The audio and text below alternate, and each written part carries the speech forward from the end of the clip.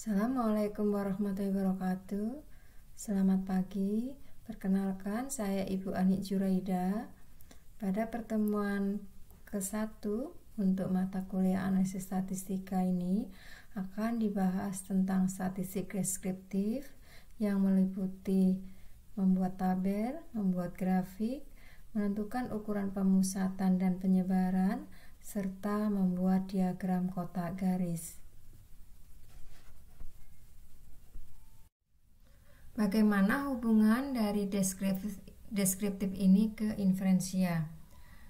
Seperti diketahui pada pertemuan sebelumnya, bahwa pada populasi ini diambil contoh, statistik ini bekerja pada contoh, bukan pada populasi.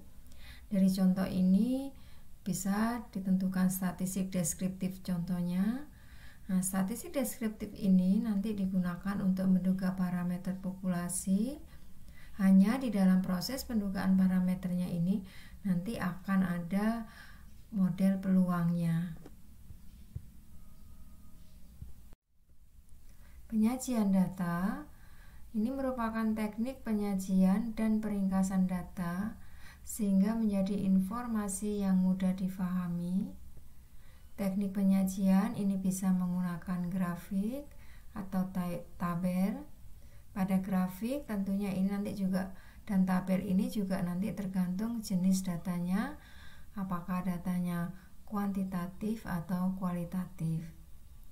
Atau bisa juga melakukan peringkasan data, yaitu menggunakan ukuran pemusatan atau ukuran penyebaran. Penyajian data dengan grafik pada data kuantitatif ini antara lain bisa menggunakan histogram, diagram daun, diagram kotak garis, plot tebaran. Sedangkan pada data kualitatif ini dapat menggunakan pie chart atau bar chart. Sekarang bagaimana menyajikan data dengan tabel? Menyajikan statistik ini menurut kelompok atau grup sesuai keperluan penelitian. Tampilan tabel ini harus jelas dan ringkas. Kemudian tabel ini harus memberikan informasi yang dapat dimengerti oleh pembaca. Misalkan berikut contoh untuk data 1. Data ini merupakan amatan pada 20 orang. Dicatat tentang jenis kelaminnya, tinggi badannya, berat badannya, dan agama.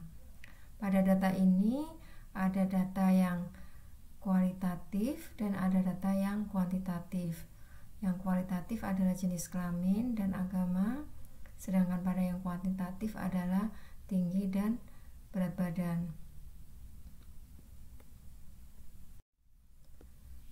Selanjutnya, bagaimana penyajian tabel untuk data kualitatif? Ini bisa menggunakan tabel frekuensi. Sajikan data kualitatif dalam bentuk frekuensi. Jika jumlah data mencukupi, maksudnya cukup banyak ya, tampilkan pula persentasenya. Sebagai ilustrasi pada data 1 tadi, kalau dibuat tabel rekapitulasi menurut agama, maka yang beragama Islam frekuensinya ada 13, Kristen 4, Katolik 2, Hindu 1, Buddha 1. Atau bisa juga disajikan dalam bentuk proporsi. Proporsi berarti dibagi totalnya. Jadi pada yang agama Islam proporsinya adalah 13/21. Atau bisa juga disajikan dalam bentuk persen, berarti 13/21 dikalikan 100. Kemudian tabel berikutnya ini masih terkait dengan data pertama. Ini rekap berdasarkan seks ya. Di sini yang laki-laki frekuensinya 12, perempuannya 9, atau sama seperti agama tadi bisa dinyatakan sebagai proporsi maupun persen. Bisa juga pada data kualitatif ini menggunakan tabel kontingensi.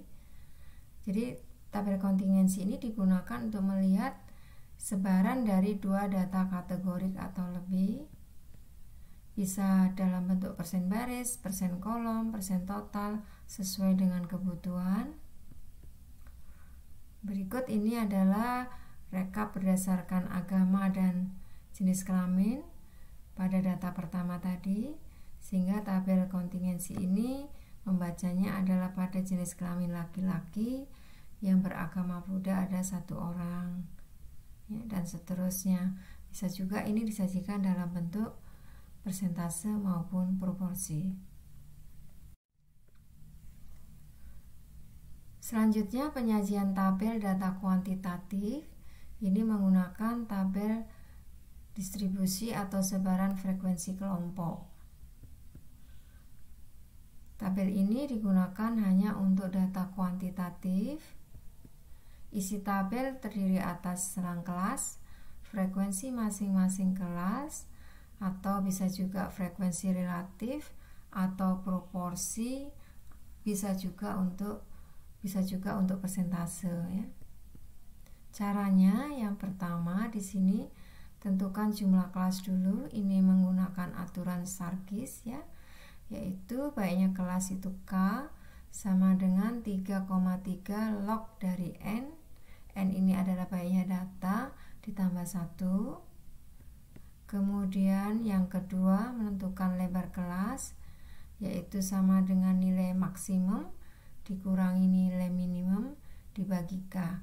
Oh ya, untuk K ini tentunya dibulatkan, ya, jadi jangan sampai K-nya ini pecahan. Sebaiknya bulatkan ke atas. Kemudian tentukan batas atas dan batas bawah dari masing-masing kelas. Kemudian tentukan tepi batas kelas. Kemudian daftarkan jumlah amatan pada masing-masing kelas. Kalau ingin menyajikan dalam bentuk frekuensi relatif, tentunya ini sama dengan proporsi, ya. Tinggal dibagi dengan jumlah amatan. Perhatikan ilustrasi berikut untuk dalam membuat tabel frekuensi. Misalkan di sini diketahui data tentang berat badan, maka dalam ditentukan dulu baiknya kelas, yaitu sama dengan K ditambah 3,3 log N, N-nya ada 23, ini hasilnya 5,46 dan dibulatkan menjadi 6. Kemudian lebar kelas, yaitu nilai maksimum dikurangi nilai minimum dibagi dengan baiknya kelas, hasilnya ini 3,16 dibulatkan ke atas menjadi 4. Kemudian dibuat tabel frekuensinya. Di sini selang kelas yang pertama itu adalah 38 sampai 41. Titik tengah kelasnya berarti tengah-tengah dari selang kelas ini yaitu 39,5. Sedangkan batas kelas ini adalah 37,5 sampai 41,5. Jadi di sini pada bagian kirinya dikurangi setengah dan bagian kanannya ditambah setengah pada selang kelas ini. Kenapa 0,5? Ini karena satuan datanya adalah satuan, maka salah pengukurannya diambil setengahnya. Kemudian dihitung frekuensinya pada setiap kelas. Nah, penentuan titik awal selang kelas ini memang tidak unik, tapi yang penting bahwa nilai minimum itu masuk di selang kelas yang pertama dan nilai maksimum masuk di selang kelas yang terakhir. Selain tabel frekuensi, bisa juga disajikan frekuensi relatif atau proporsi, ya, namanya sama saja. Ini berarti nilainya frekuensi dibagi dengan totalnya. Atau bisa juga menggunakan persentase.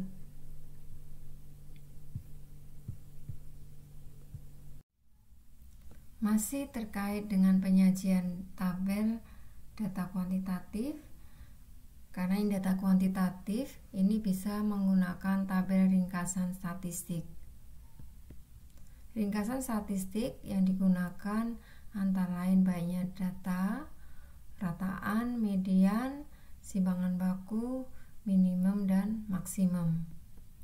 Misalkan pada PU tinggi pada jenis kelamin perempuan ini N-nya ada 9, rataannya 160, simpangan bakunya 5,43, nilai minimumnya 151, medianya 161, dan maksimumnya 169.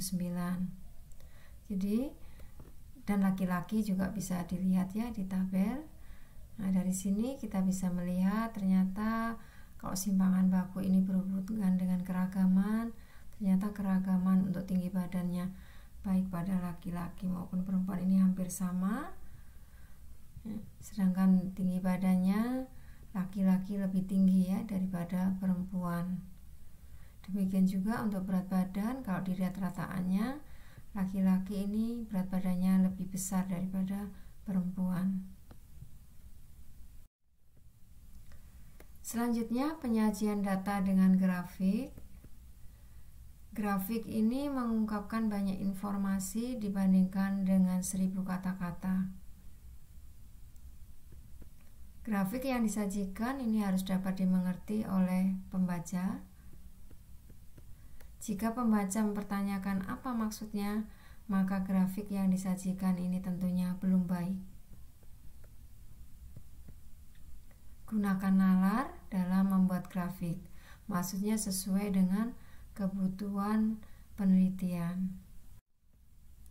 Yang pertama, penyajian grafik untuk data kualitatif ini menggunakan pie chart. Jadi pie chart ini digunakan untuk menampilkan data kategorik, khususnya data nominal.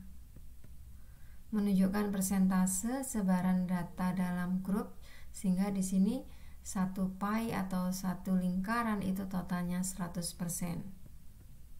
Seperti ini pada data 1. Jadi yang beragama Islam terlihat di sini persentasenya 61,9% ya. Kemudian untuk yang Kristen itu yang warna merah 19,05% ya, dan seterusnya. Atau bisa juga ini terkait data yang jenis kelamin. Ternyata di sini dengan diagram pie chart ini terlihat bahwa laki-lakinya ini lebih banyak daripada perempuannya. Masih terkait dengan data kualitatif, penyajian datanya menggunakan diagram batang atau bahasa Inggrisnya disebut sebagai bar chart ya. Ini juga berguna untuk menampilkan data kategorik, tidak semata-mata untuk data nominal. Dapat pula digunakan untuk menyajikan data dari tabel kontingensi atau tabel ringkasan data. Jadi untuk dua peubah ini bisa juga menggunakan diagram batang. Misalkan di sini ini adalah diagram batang tentang frekuensi dari agama pada data pertama. Atau bisa juga menggunakan data pada tabel kontingensi yang persentase. Jadi di sini pada laki-laki ini komposisinya yang beragama biru ini adalah Buddha ya, Buddha. Kemudian yang hijau ini Islam. Kemudian yang ungu ini Katolik, dan yang biru muda ini adalah Kristen. Jadi pada laki-laki bisa dilihat di sini persentase agama Islamnya ini paling tinggi, demikian juga pada yang perempuan. Sedangkan pada perempuan ini agama Kristennya lebih tinggi ya daripada proporsinya pada laki-laki. Jadi pada bar chart yang kedua ini bisa juga membandingkan antara persentase agama yang dipeluk pada kelompok perempuan dan laki-laki.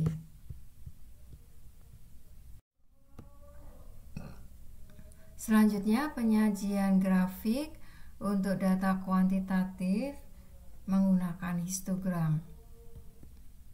Sebuah grafik dari suatu sebaran frekuensi atau bisa juga sebaran frekuensi relatif, nama lainnya tentunya itu proporsi ya, atau bisa juga untuk persentase. Digunakan untuk mengetahui sebaran dari data. Perhatikan di sini ini adalah suatu histogram. Histogram ini tentunya diawali dulu membentuk tabel frekuensi ya, seperti yang pada slide sebelumnya.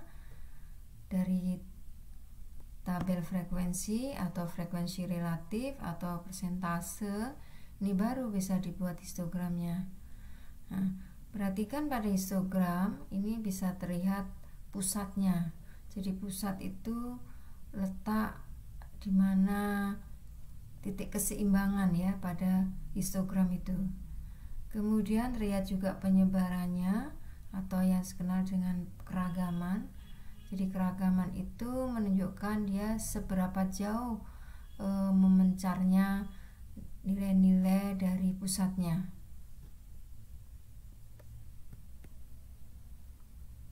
Di samping itu, histogram juga bisa melihat adanya pencilan atau tidak. Kemudian histogram bisa juga digunakan untuk mendeteksi adanya bimodus. Jadi kalau bimodus itu berarti puncaknya itu lebih dari 1, tapi kalau B ini adalah 2 ya. Histogram ini dapat digunakan untuk mengukur atau mengetahui bentuk sebaran ya. Jadi pada gambar yang kiri ini sebarannya disebut sebagai miring ke kiri karena di sini ada nilai-nilai kecil di ekor bagian kiri. Kemudian simetrik berarti bagian kiri dan kanannya sama, atau miring ke kanan. Miring ke kanan berarti di sini pada ekor kanannya ini ekornya cukup panjang di nilai-nilai yang besar. Masih terkait dengan histogram, perhatikan pada gambar ini ya. Di sini ini ukuran pemusatannya relatif sama, yaitu sekitar 2. Tetapi ukuran penyebarannya ini relatif berbeda. Pada data yang kiri itu geragamnya kecil, sedangkan pada data yang bagian kanan ini geragamnya cukup besar. Kemudian perhatikan gambar berikutnya. Di sini ukuran pemusatannya berbeda ya. Pada data pertama itu 2, data kedua itu sekitar 5 histogram ya, maksudnya histogram yang kedua itu 5. Sedangkan keragaman kedua sebaran ini sama. Nah, pada histogram ini juga bisa digunakan untuk mendeteksi adanya pencilan. Pencilan ini juga harus diperiksa apakah memang karena salah tulis atau memang pengamatan yang butuh perhatian. Kemudian histogram ini juga dapat digunakan untuk mendeteksi adanya bimodus. Jadi di sini ukuran pemusatnya ada 2 puncak ya. Histogram tidak unik. Bentuk histogram untuk data 2 ini tidak unik ya. Perhatikan di sini histogramnya ini berbeda-beda. Tentunya pemilihan histogram ini tergantung informasi yang diperlukan. Tapi yang terpenting memang di dalam membuat histogram ini sama dengan membentuk tabel frekuensi pada data kuantitatif.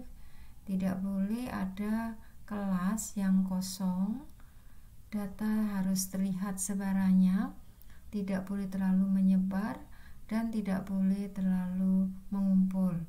Kalau menyebar berarti terkait dengan lebar kelasnya terlalu kecil, sedangkan kalau mengumpul terkait dengan lebar kelasnya yang terlalu besar.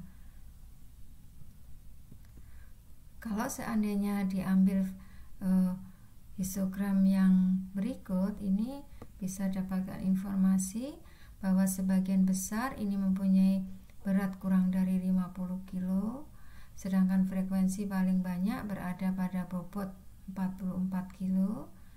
Bentuk sebarannya ini tidak simetrik.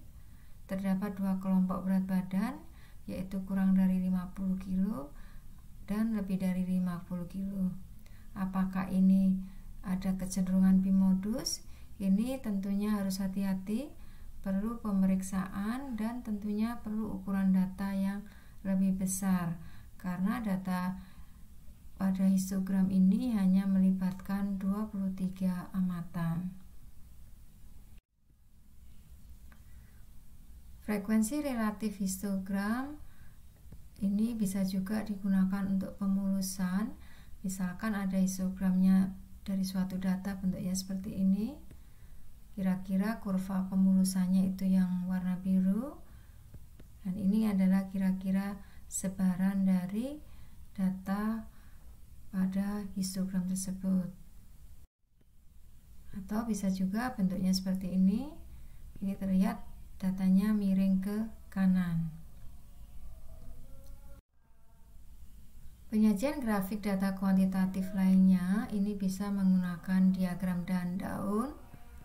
Sebuah diagram yang menampilkan sebaran dari data kuantitatif yang sudah terurut dari terkecil dan terbesar. Sesuai dengan namanya, diagram dahan daun ini terdiri dari bagian dahan dan bagian daun. Bagian daun selalu terdiri dari satu digit, itu adalah daunnya. Bagian dahan ini terletak di sebelah kiri dari bagian daun. Ini adalah bagian dahannya yang warna kuning. Secara visual, diagram dahan daun ini hampir sama dengan diagram batang. Jadi untuk membaca datanya, saya berikan ilustrasi. Misalkan data yang terakhir ini adalah 5 dahannya dan daunnya 3. Ini adalah data 53. Apa manfaat diagram dahan daun? Dapat digunakan untuk melihat sebaran dari data, kemudian dapat digunakan untuk melihat ukuran penyebaran dan ukuran pemusatan data, dapat melihat adanya data pencilaan, mendeteksi adanya bimodus atau tidak. Sebagai ilustrasi di sini pusatnya adalah pada data kelompok dahan 5 ya. Dan daunnya ini 0,445, jadi sekitar ini ukuran pusatnya adalah pada data sekitar 50, 54 dan 55. Terlihat dari sebaran data aslinya, jadi bisa dilihat sebaran dari nilai angka 25 sampai 93. Jadi beda dengan histogram. Kalau histogram ini sudah dibuat batang, tetapi kalau diagram daun ini masih terlihat angka aslinya.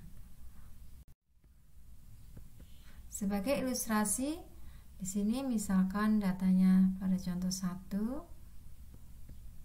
Ini adalah diagram daunnya, N-nya ada 20.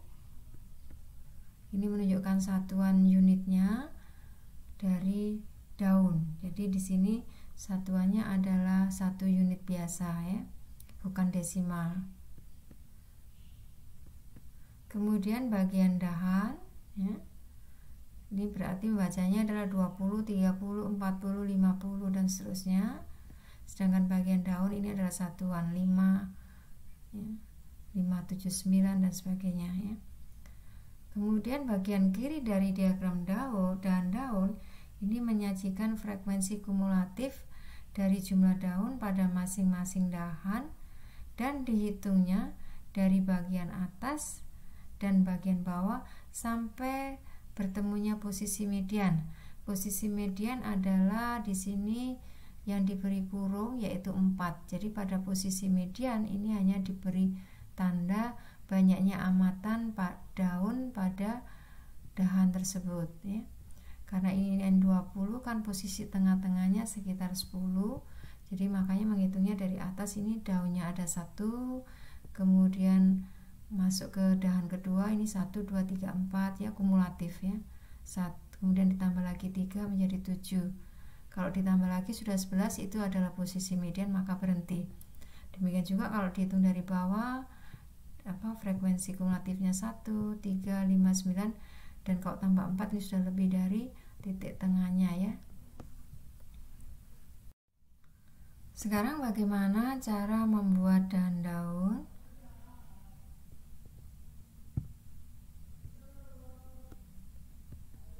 Pertama, pisahkan bagian dahan dan daun. Jadi untuk contoh ini dahannya adalah puluhan dan daunnya adalah satuan.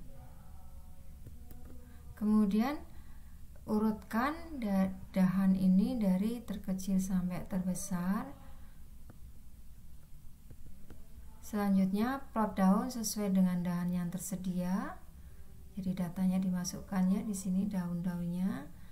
Kemudian urutkan bagian daun Sehingga di sini urutannya tadi yang asalnya 795 pun diurut menjadi 579.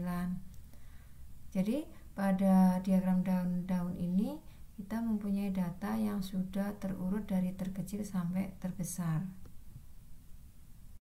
Sekarang bagaimana cara membuat diagram daun dengan dua dahan? Jadi dahannya ini nanti dibagi jadi dua. Dan pertama ini anggota daunnya adalah bernilai 0 sampai 4, sedangkan dahan keduanya ini daunnya adalah 5 sampai 9. Perhatikan data berikut, dan ini adalah diagram daun-daunnya untuk dua dahan. Perhatikan pada dahan 1 ini daunnya adalah ini ya, nilainya 0 sampai 4. Dahan yang satu yang berikutnya itu daunnya 5 sampai 9. Jadi diagram daun ini dibagi dua dahan ini sebenarnya untuk memecah ya, agar kalau menggunakan diagram daun sebelumnya ini kan tidak dipecah, terlalu panjang, ini kalau digabungkan sehingga dipecah menjadi dua. Kalau dikaitkan dengan tabel frekuensi atau histogram, berarti di sini adalah lebar kelasnya ini diperkecil. Jadi kalau tidak diperkecil, ini nanti akan mengumpul panjang di sini. Kalau digabung ini akan panjang di 2, ini di 3 ya. Jadi sebarannya tidak terlihat. Jadi dengan membagi dua dahan ini, sebaran datanya ini lebih terlihat.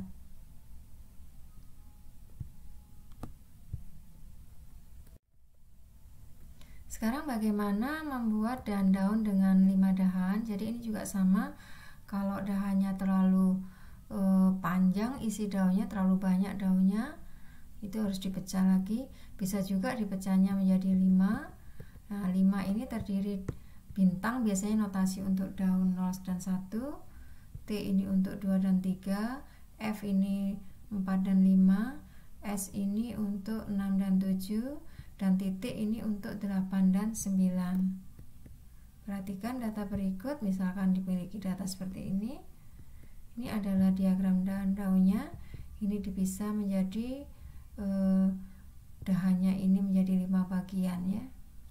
Bintang untuk 01, T ini 23, F ini 45, 67, dan titik ini untuk 89. Kalau ini digabung, ini tidak terlihat sebaran datanya ya. Atau kadang-kadang ini adalah output komputer, ini dilengkapi dengan kedalamannya. Jadi di sini ini adalah posisi mediannya ya. Ini adalah frekuensi kumulatifnya. Prinsipnya banyak daun ini dengan menentukan banyaknya kelas pada histogram agar sebaran datanya ini tidak mengumpul dan tidak terlalu menyebar. Selanjutnya dibahas tentang peringkasan data. Perhatikan pada histogram berikut. Di sini pada histogram ini dapat diringkas menjadi informasi tentang pusat masanya dan ada informasi tentang keragaman datanya. Perhatikan gambar selanjutnya. Ini ada 3 grafik fungsi sebaran A, B, dan C. Terlihat pada gambar di sini pusat masanya dari A dan B ini sama, dan pusat A dan B ini nilainya lebih kecil daripada pusat massa yang fungsi C. Sedangkan keragaman A dan C ini sama, tetapi kalau dibandingkan dengan B, keragamannya ini paling kecil di antara A, B, C ini. Jadi keragaman B ini lebih kecil daripada keragaman A, demikian juga lebih kecil daripada keragaman C. Selanjutnya, peringkasan data ini dapat menggunakan ukuran pemusatan atau ukuran keragaman. Adapun ukuran pemusatan ini antara lain menggunakan modus, median, kuartil atau desil atau persentil, atau menggunakan rataan. Sedangkan keragaman ini dapat menggunakan jangkauan antar kuartil, ragam, atau dapat juga menggunakan simbangan baku. Pertama dibahas tentang ukuran pemusatan modus. Modus ini merupakan nilai amatan yang paling sering muncul. Dalam satu gugus data dapat mengandung lebih dari satu modus. Dapat digunakan untuk semua jenis data, tapi paling banyak digunakan untuk data kategorik atau data diskrit dengan hanya sedikit nilai yang muncul. Perhatikan misalkan ada amatan seperti ini, ada warna merah dan warna hijau, maka di sini modusnya adalah warna merah. Ukuran pemusatan yang kedua yaitu median. Median ini merupakan pengamatan yang letaknya berada di tengah-tengah. Nama lainnya adalah persentil ke-50. Nama lainnya lagi adalah kuartil kedua atau H2. Sifat dari median adalah kekar atau robust ya terhadap pencilan. Bagaimana cara menghitung median contoh? Urutkan dulu data dari terkecil sampai terbesar.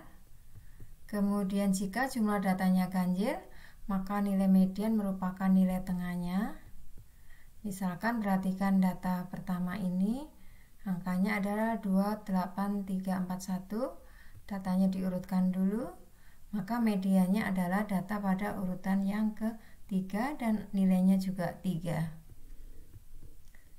Sedangkan kalau jumlah datanya genap, nilai median merupakan rataan dari dua nilai yang letaknya di bagian tengah. Misalkan di sini ilustrasi data 2, urutkan dulu, maka mediannya adalah data pada urutan ke 3,5, berarti rata-rata antara nilai 3 dan 4, yaitu 3,5. Median ini kekar terhadap pencilan. Misalkan pada data 3 ini seperti pada data 1 ya, hanya nilainya yang 8 pada data 1 diganti dengan 100. Meskipun di sini data yang maksimumnya 100, medianya tetap 3. Jadi tidak terpengaruh adanya nilai pencilan. Langkah teknis menghitung median. Urutkan dulu data dari kecil ke besar. Untuk mengurutkan ini bisa menggunakan diagram daun. Kemudian cari posisi median, yaitu n+1/2 ya posisinya. Kemudian untuk menghitung median, kalau nmat-nya ini bulat, maka mediannya adalah amatan pada ke n+1/2. Jika nmat-nya ini pecahan, maka mediannya adalah amatan yang ke n/2 ditambah amatan ke n/2 plus 1 dibagi 2. Kuartil. Nilai yang membagi data terurut menjadi 4 bagian yang sama. Perhatikan pada gambar di bawah. Seandainya ini ada data dan dibagi menjadi 25% ya, jadi dibagi menjadi 4, masing-masing isinya 25%, maka kuartil 0 itu adalah nilai minimum ya. Kemudian kuartil 1 ini adalah nilai yang membagi data menjadi 25% data di kiri dan 75% di kanan. Kemudian kuartil 3 ini 50% di kiri dan di kanannya. Kalau kuartil 3 berarti yang di bagian kirinya adalah 75% dan di kanannya ini 25%. Sedangkan nilai maksimum itu juga dikenal sebagai kuartil yang keempat.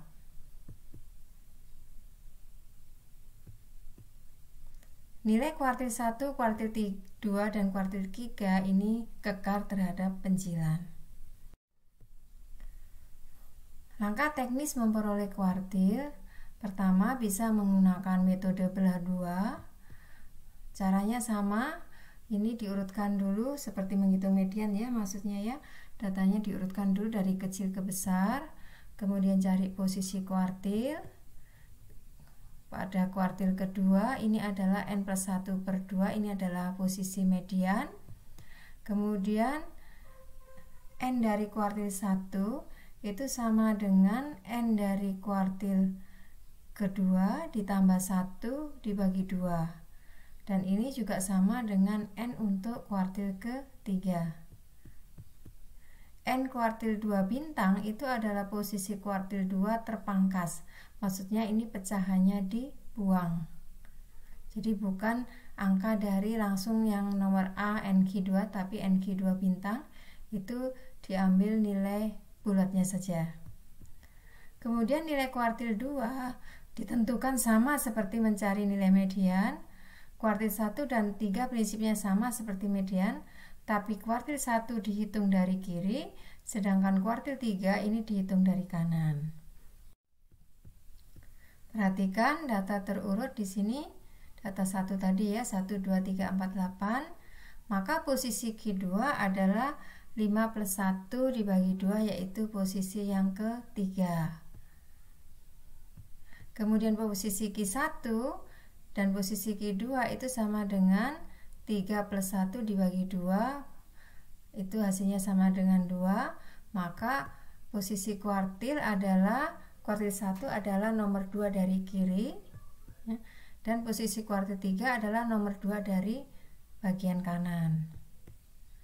Perhatikan lagi untuk data yang kedua, ini datanya genap, maka di sini posisi Q2 adalah 6 plus 1 dibagi 2, yaitu 3,5, sehingga mediannya adalah rata-rata dari amatan nomor 3 dan nomor 4. Kemudian posisi Q1 dan posisi Q3 ini sama dengan 3, jadi bilangan bulatnya dari posisi NQ2 yaitu 3,5 diambil bilangan bulatnya saja, 3 ditambah 1 dibagi 2, yaitu posisi 2. Maka kuartil 1-nya adalah nomor 2 dari kiri, dan kuartil 3-nya adalah nomor 2 dari kanan. Di samping metode belah 2 dapat juga menggunakan metode interpolasi, yaitu caranya sama, urutkan dulu data dari terkecil ke besar, kemudian tentukan posisi kuartilnya. NQ1 berarti sama dengan 1/4 dikalikan N plus 1, NQ2 adalah 2/4 kalikan N plus 1, NQ3 sama dengan 3/4 kalikan N plus 1. Nilai kuartil dihitung sebagai berikut. Jadi X kuartil yang ke I-nya ini bisa 1, 2, 3 sama dengan XAI ditambah HI dikalikan XBI dikurangi XAI. XAI ini adalah amatan sebelum posisi kuartil ke I ya. Kemudian XBI ini adalah pengamatan setelah posisi kuartil yang ke I, dan HI ini adalah nilai pecahan dari posisi kuartil.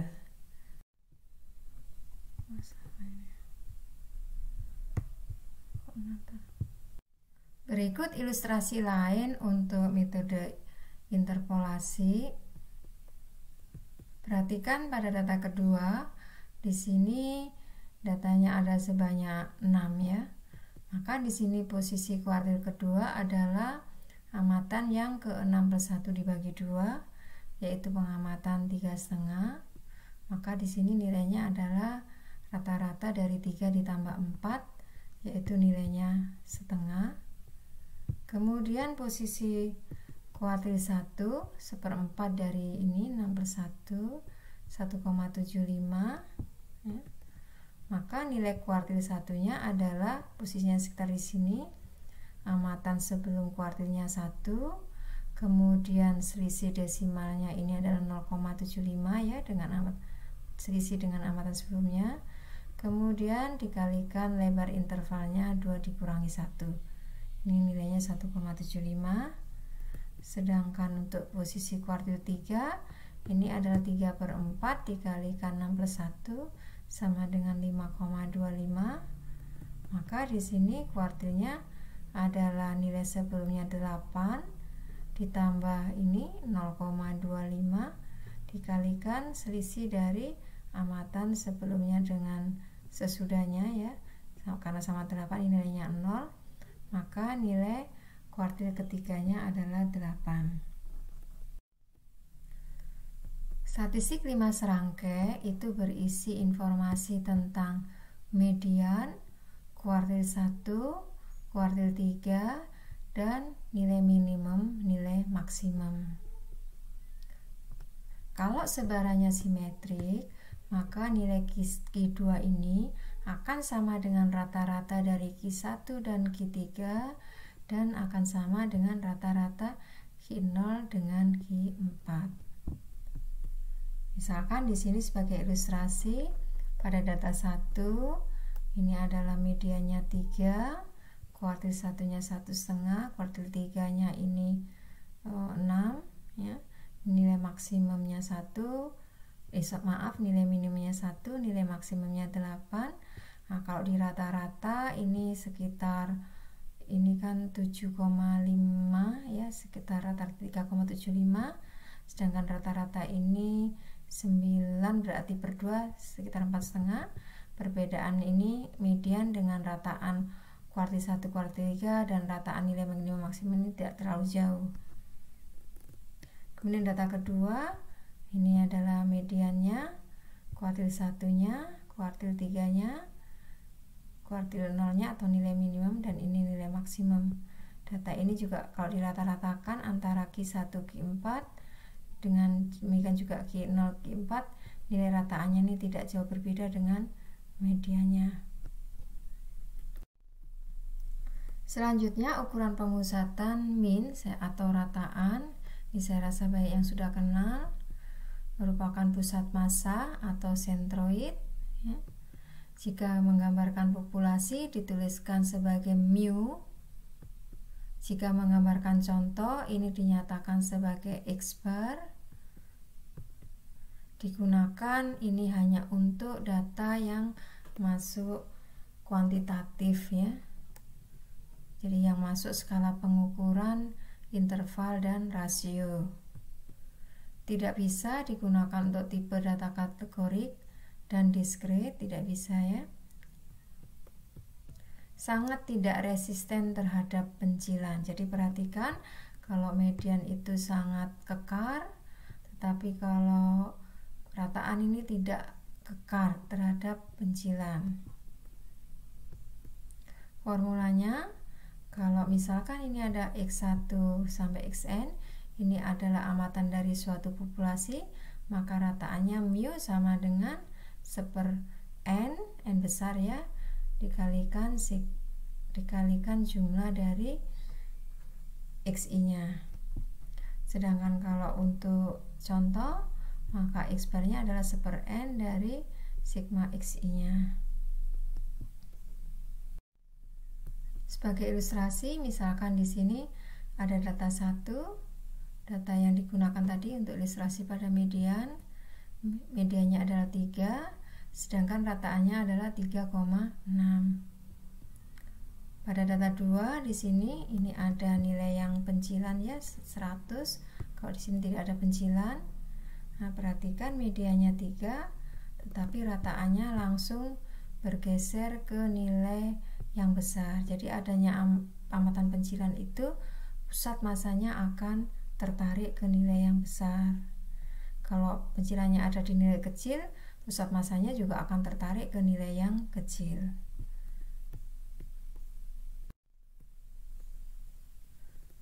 Ukuran pemusatan dan bentuk sebaran. Jadi kalau ukuran nilai min-nya, median, dan modusnya sama, ini datanya mempunyai bentuk yang simetrik.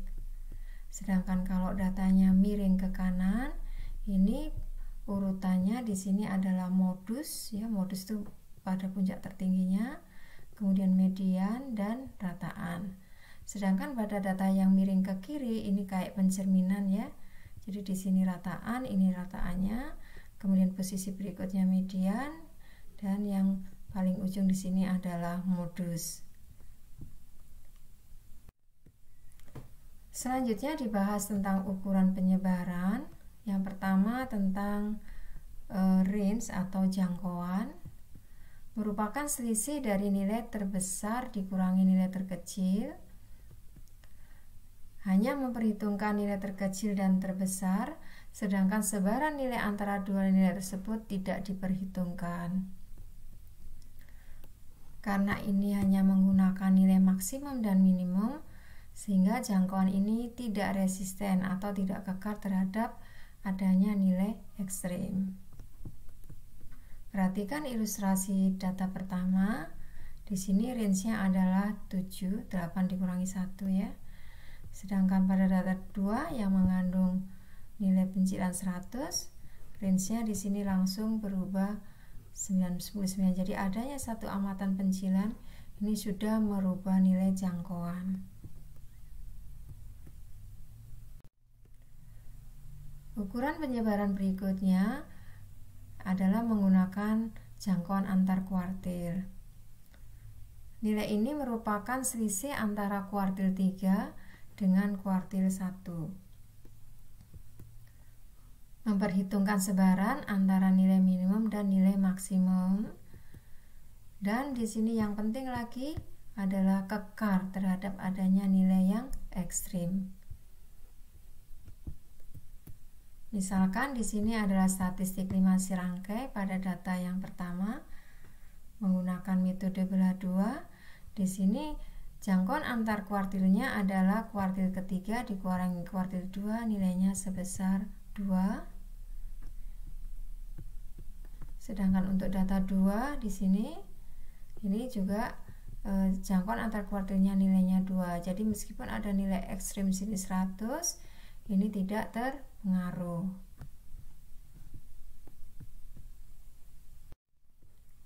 Ukuran penyebaran berikutnya adalah menggunakan ragam. Keragaman didefinisikan sebagai seberapa jauh jarak antar titik-titik tersebut satu sama lain, seberapa jauh jarak antara titik-titik tersebut terhadap rataannya. Ya. Formula ragam adalah, misalkan di sini adalah ada amatan x1 sampai xn, ini adalah amatan dari suatu populasi.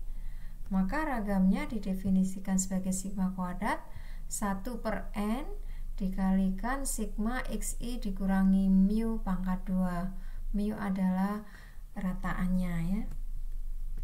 Kalau ini merupakan amatan contoh, dilambangkan sebagai s kuadrat sama dengan 1/n-1 dikalikan sigma xi dikurangi x bar pangkat 2. Misalkan di sini diberikan ilustrasi untuk data yang pertama, maka yang pertama harus dihitung dulu simpangan, dihitung dulu rataannya, ya. Kemudian dihitung x dikurangi mu-nya, ya.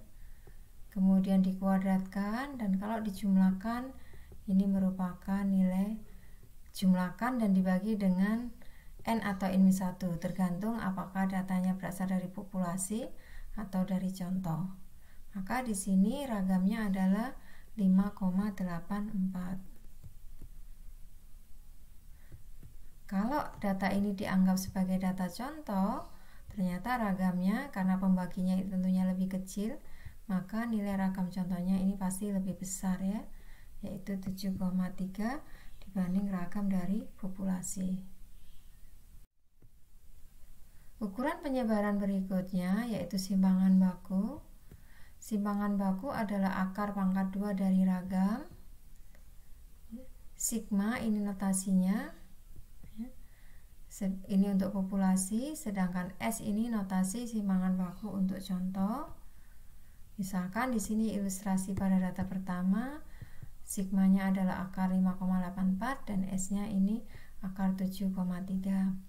Simpangan baku ini memang sebaiknya digunakan daripada menggunakan ragam, karena satuan pada simpangan baku ini sama dengan satuan pada data dan sama juga satuannya pada mu.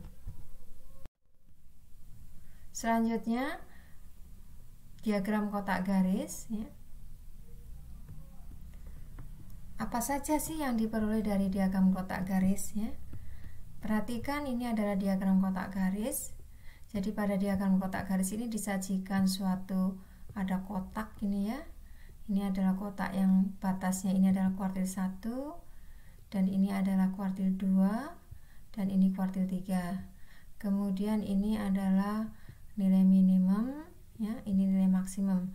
Kalau ada pencilan nanti notasinya berbeda lagi. Sedangkan kalau diperhatikan lebar dari kotak ini ini merupakan jangkauan antar kuartil. Ini menggambarkan ukuran keragaman data, sedangkan Q2 ini menggambarkan ukuran pemusatan data. Sehingga dari diagram kotak garis ini dapat diketahui ukuran penyebaran dan ukuran pemusatan datanya. Kemudian bisa juga untuk mengetahui apakah ada data pencilan. Diagram kotak garis ini dapat juga dipakai sebagai pembandingan sebaran dari dua kelompok atau lebih. Bagaimana sekarang cara membuat diagram kotak garis? Pertama, hitung dulu statistik 5 serangkainya, yaitu median, kuartil 1, kuartil 3, kemudian nilai minimum dan nilai maksimum. Kemudian hitung pagar dalam atas, ini nanti gunanya untuk menentukan nilai untuk batas amatan pencilan ya. Jadi pagar dalam atas atau PAD itu dinyatakan sebagai kuartil 3 ditambah 1/2 dari jarak antar kuartil. Jadi selisih antara kuartil 3 dengan kuartil 1. Kemudian dihitung lagi pagar dalam bawah ya. Ini adalah Q1 dikurangi 1/2 dikalikan jangkauan antar kuartil. Kemudian diidentifikasi dulu adakah amatan pencilan. Jadi kalau datanya lebih kecil dari pagar dalam bawah atau dia lebih besar dari pagar dalam atas, maka datanya dikatakan pencilan. Kemudian gambarlah kotak dengan batas Q1 dan Q3. Kemudian kalau jika tidak ada pencilan, maka tarik dari garis dari Q1 sampai data terkecil atau minimum, dan tarik garis dari kuartil 3 sampai data maksimum. Akan tetapi kalau ada data pencilan, tarik garis Q1 dan atau Q3-nya sampai data sebelum pencilan. Jadi hati-hati ya di sini ya. Jadi ditariknya hanya sampai data sebelum pencilan, bukan pada pagar PAD atau PBD ya. Pencilan biasanya digambarkan dengan asterisk. Sebagai ilustrasi di sini, misalkan ini ada statistik 5 serangkai dari sebuah data. Medianya adalah 48, kuartil 1-nya 43, kuartil 3-nya 55, minimumnya 40, maksimumnya 59. Kemudian tentukan dulu pagar dalam atas. Kuartil ketiga ya 55 ditambah 1/2 dikalikan selisih antara kuartil 3 dengan kuartil 1, ini diperoleh 73. Kemudian ditentukan pagar dalam bawah diperoleh 25. Maka kalau diperhatikan batas ini, perhatikan kembali data minimum dan maksimum, maka di sini tidak ada amatan pencilan. Sehingga menggambarnya cukup di sini adalah kuartil 1, kuartil 3 dibuat kotakan ya, ini posisi kuartil kedua, dan garisnya ini ditarik sampai batas minimum yaitu 40, dan garis ini ditarik sampai batas maksimumnya yaitu 59. Di sini bisa ngelihat karena posisi mediannya ini agak ke kiri ya, maka sebaran datanya tidak simetrik ya. Nilai median ini lebih dekat ke Q1, maka kemungkinan sebaran datanya ini adalah miring ke kanan dan tidak ada pencilan ya. Perhatikan ilustrasi yang kedua, misalkan ini diketahui diagram daun. Kemudian ini adalah statistik 5 serangkainya. Pertama, tentukan dulu pagar dalam atasnya yaitu diperoleh 73. Kemudian pagar dalamnya ini 25. Kemudian kalau ini perhatikan nilai ini dengan batasnya di sini, ini tampak ada suatu pencilan ya, karena nilainya pagar dalam atasnya kan 73, sedangkan nilai maksimumnya ini 80. Ini ya, ada suatu pencilan. ada pencilan yaitu nilainya 80, yang lebih dari 73, hanya satu ini ya pencilannya. Kemudian cara menggambarnya di sini buat kotak, ini kuartil 1, ini kuartil 3, buat kotakannya, terus berikan posisi untuk mediannya, kemudian ini tarik sampai batas minimumnya. Sedangkan yang di sini yang bagian kuartil 3 tarik sampai amatan sebelum pencilan. Amatan sebelum pencilan adalah 58. Ini adalah titik 58 dan pencilannya dilambangkan sebagai tanda bintang. Nah, di sini juga sebarannya tampak tidak simetrik karena nilai median ini cenderung dekat ke Q1, jadi nampaknya datanya ini miring ke kanan. Ada pencilan yaitu di nilai 80. Ilustrasi yang ketiga, ini adalah penggunaan diagram kotak garis untuk pembandingan dua kelompok data. Misalkan ini ada data tentang pertumbuhan penduduk di Jawa Barat dan Jawa Tengah pada tahun tertentu ya. Ini ada informasinya, Jabar, Jateng rata-ratanya ya. Nilai minimumnya sama, maksimumnya ini berbeda ya. Jateng ini lebih tinggi dari Jabar. Ini adalah diagram kotak garis perbandingan antara pertumbuhan penduduk pada Jawa Barat dan Jawa Tengah. Tampak di sini untuk Jawa Barat ada pencilan yaitu Bogor dan Tangerang. Sedangkan kalau Jawa Tengah ini ada di kota Semarang ya. Dan kalau secara umum posisinya dari mediannya ini ya, tengah-tengah garis tengah di kota ini, dan kotak Jawa Barat dengan kotak di Jawa Tengah, ini tampak pertumbuhan penduduk Jawa Barat ini relatif lebih tinggi ya dibandingkan dengan pertumbuhan di Jawa Tengah. Kemudian keragamannya penduduk antar kabupaten Jawa Tengah ini kalau dilihat lebarnya kotaknya ini lebih besar ya dibanding Jawa Barat yang lebih sempit. Kemudian Kabupaten Bogor dan Tangerang ini merupakan daerah tingkat pertumbuhan penduduknya yang cukup tinggi. Sedangkan di Jawa Tengah ini adalah kota Semarang paling tinggi ya, karena kota Semarang ini banyak industri, jadi kemungkinan penduduk Jawa Tengah ini banyak berurbanisasi ke kota Semarang. Berikut beberapa soal latihan untuk statistik deskriptif.